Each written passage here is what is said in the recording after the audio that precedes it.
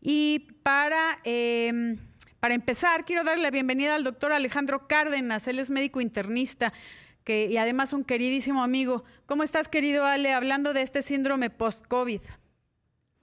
Excelente, aquí capoteando el temporal y capoteando al virus también, que nos tiene tan, Ay, sí. restringidos en todo. Están Pero dándonos bueno, en la pues torre. Ale, ahí estás. sí, aquí estamos. ¿Qué hacemos, Ale, con esto de síndrome post-COVID? La gente, entiendo que no sé si te ha pasado que hay mucha más gente contagiada, más cercana, está como más a la mano.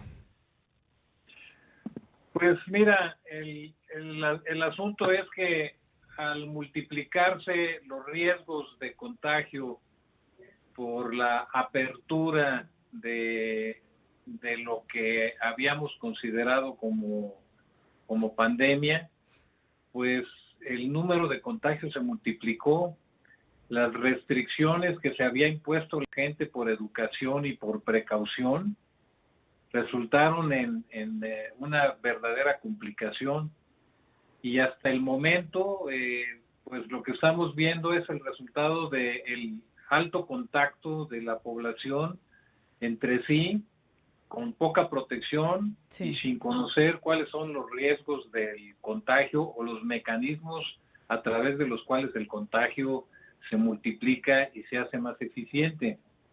Entonces, creo yo que aquí la parte más importante de todas, pues es la información que tenemos todos de manera personal, porque al final está siendo el factor de peso que determina si la gente se expone o no se expone a un alto riesgo de contagio. Sí.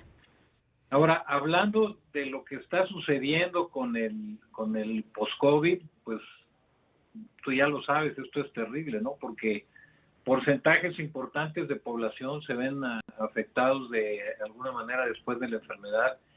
Mucha gente piensa que solamente aquellos que son intubados o que tienen que llegar al hospital para recibir oxígeno o altos flujos de oxígeno son los que se van a complicar, y esto es mentira, porque hay pacientes que desarrollan neumonías sin manifestaciones clínicas, tal cual lo hacen los pacientes que se ponen graves, que llegan al hospital con saturaciones de 70 a 60 y resulta que pues no sentían nada.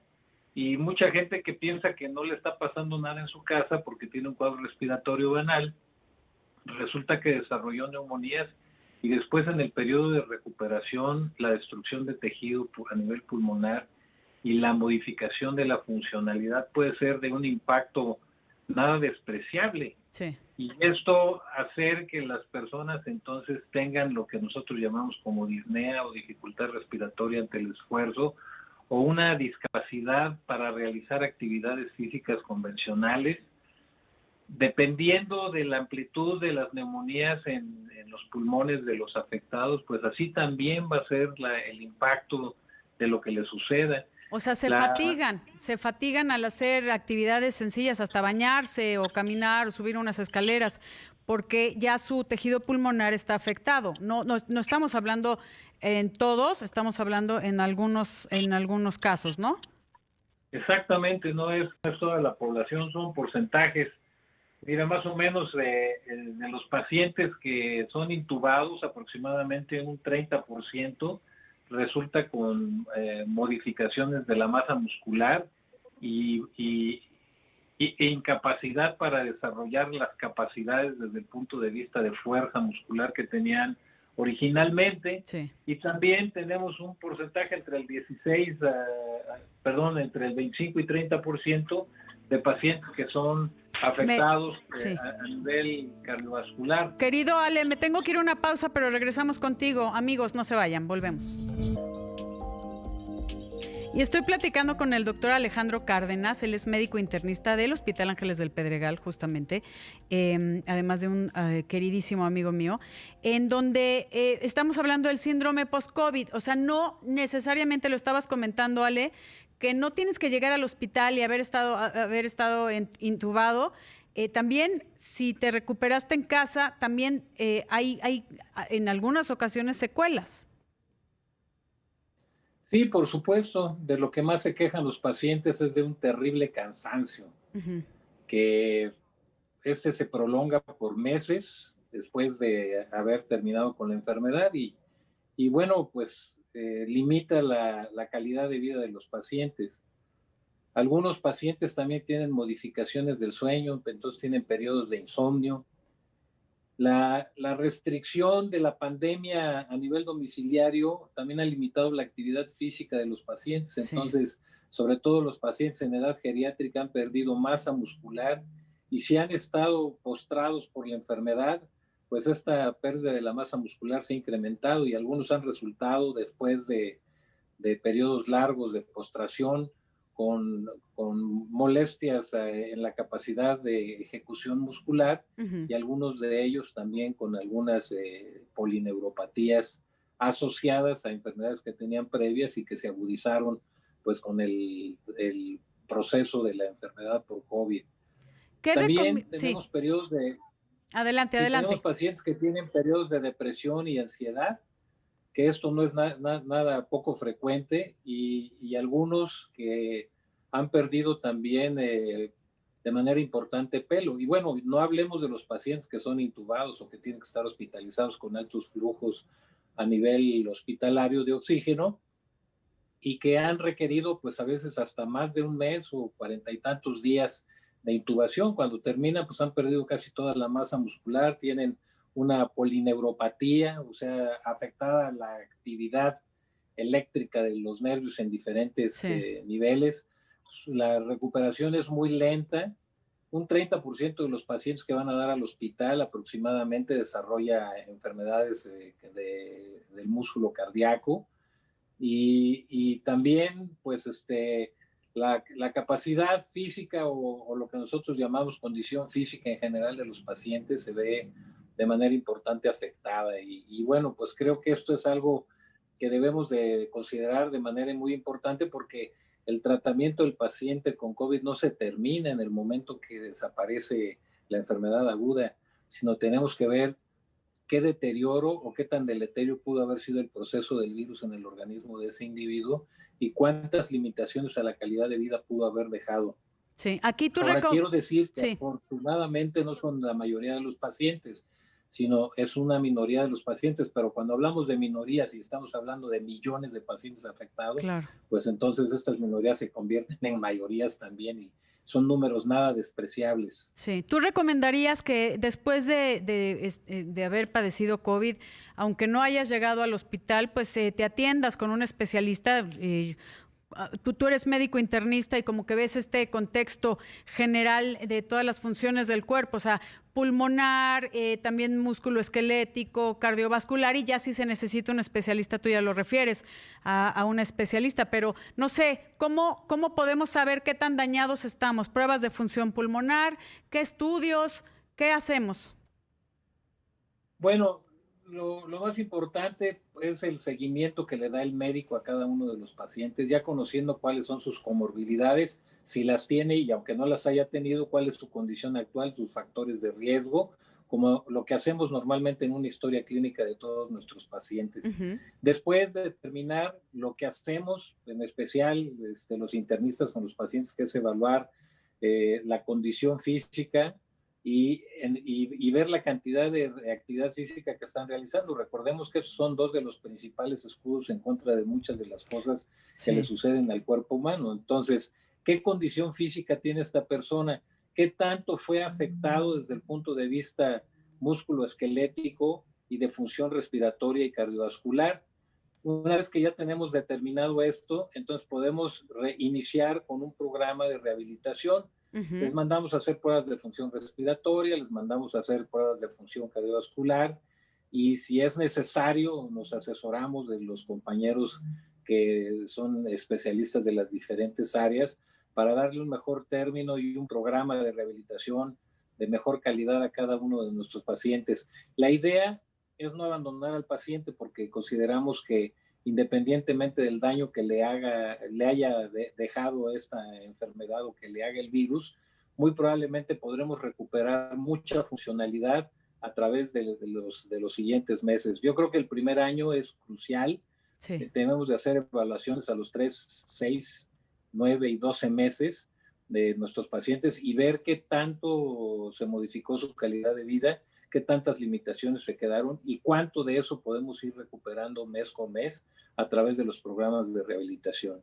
Claro que ahí, pues tú sabes bien que yo soy rehabilitadora y con muchísimo gusto los podemos apoyar con toda la información que necesiten. De verdad se los ofrezco con todo el cariño, lo que es rehabilitación post-COVID en active.mx, activetherapy.mx, ahí podemos asesorarlos con algunos ejercicios. Y también podemos entender que se necesita rehabilitación pulmonar posterior para mejorar esta capacidad pulmonar, ¿no, Ale? Así es, claro, por supuesto.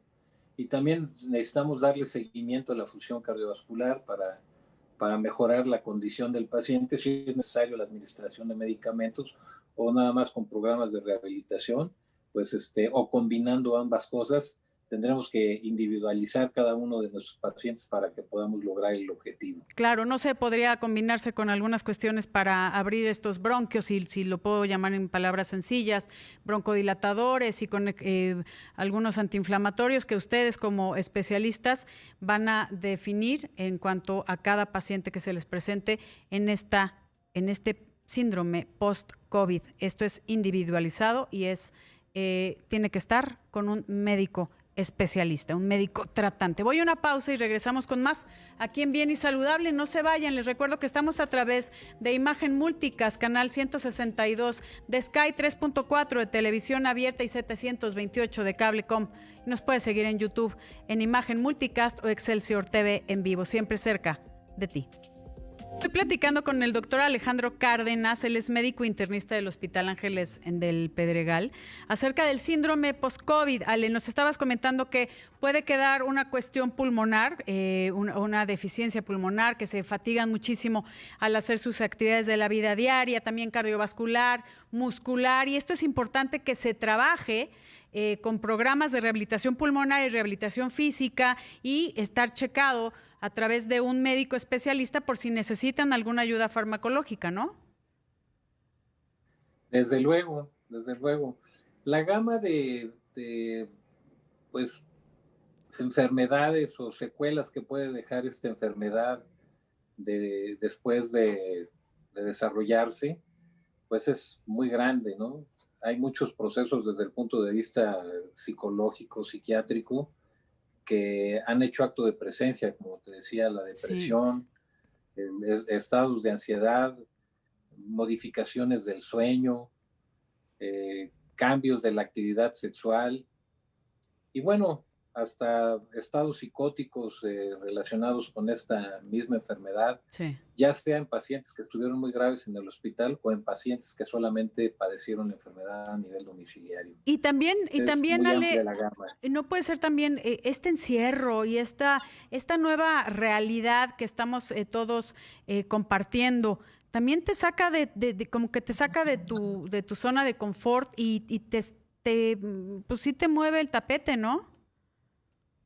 Sin lugar a duda, yo creo que el confinamiento ha sido parte de lo que ha ocasionado mayor problema y ha agravado el desarrollo del síndrome post-COVID, sin lugar a duda. No tengo ni, Sí. ni la menor vacilación en pensar que esto ha contribuido de manera importante. Como te decía, la pandemia ha modificado la estructura física de las personas por los grandes consumos de alimento y la gran postración. Dejaron de hacer ejercicio y se dedicaron a comer en sus casas durante Ujú, todo este tiempo. ujú. Entonces, el incremento de peso, los depósitos de grasa a nivel muscular se hicieron patentes. El descontrol de enfermedades como la diabetes mellitus tipo 2, la hipertensión arterial, la insuficiencia cardíaca, pacientes cirróticos que se descontrolaron, etcétera. Todo esto sucedió exactamente durante el periodo de la pandemia. Después vino el virus a afectar a estos pacientes y las comorbilidades agravaron la circunstancia e hicieron que los pacientes tuvieran más problemas.